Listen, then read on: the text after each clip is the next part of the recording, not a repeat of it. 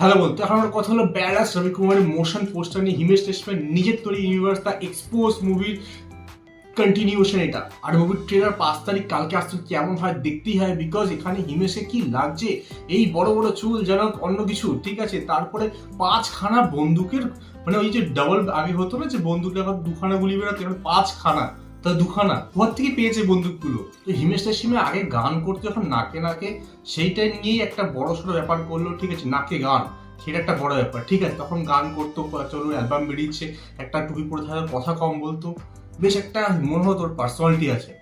জবের থেকে ওর টুপি খুলে মুভি করলো, প্রথম মুভি করলো, তাও হানসিকাকে নিয়ে, ঠিক আছে, ওই কোনো বাচ্চা মেয়েকে নিয়ে, তাও ঠিক আছে, ওকে আপকা শুরু হলো, ঠিক আছে, একটা চেষ্টা করেছে, চলেনি, ঠিক আছে, মেনে নাও, তুমি একটা হতে পারো না, গানটা ঠিক করে করো না, আমি আবার করবো মুভি। এবার সেই টুপি খুলে, সেই ওর চুল ছিল না, সেই চুল ফুল লাগিয়ে কি বাজে দেখতে লাগে ওই নকল চুলে ওকে, ঠিক আছে। তারপরেও নানান রিয়ালিটি শোতে আসা শুরু করলো, যেখানে জাজ গায়ক, সেখানে কথাবার্তা যে বিচ্ছিরি। আগে একটা যখন টুই পড়তে স্কুল টুয়ে পড়তাম, গান করতো আফকা সুরেন অল দোজ থিং, তখন একটা ওকে পার্সোনালিটি লাগতো, ঠিক আছে, হিমেশের গান। কিন্তু জবের থেকেও টুপি খুলেছে, ওই নকল চুল লাগিয়েছে, তারপরে ওর কথা বলা শুরু করেছে, কি বাজে, না কোনো পার্সোনালিটি আছে, না ওই চেহারা, তারপরে ওই নকল চুল, তারপরে ও অ্যাক্টার হবেই, মুভির পর মুভি বানিয়ে যাচ্ছে।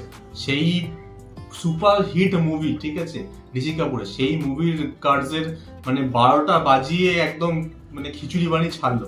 আবার নতুন একটা ইউনিভার্স তৈরি হয়েছে এক্সপোজ, সেখানে আবার নতুন মুভি আনছে ব্যাড আইস রবি কুমার। আর এক্সপোজ মুভি ডায়লগ কি, তেরে শরীর মে ইতনা খুন नहीं होगा जितना সবাই মুদ देता। আরে ভাই, ওকে কেউ একটা বল যে ও নিজের মুখটা সকালবেলা একটু আয়নায় দেখতে। যাই হোক, কালকে ট্রেলারটা আসছে, দেখতে হবে কেমন হচ্ছে ট্রেলারটা, আর আমরা সবাই কত লোকে মুভিটা গিয়ে হলে দেখবো। তো তোমাদের বিষয়ে কি মতামত কমেন্টে নিশ্চয়ই জানান, আমার সাথে দেখা হবে নেক্সট।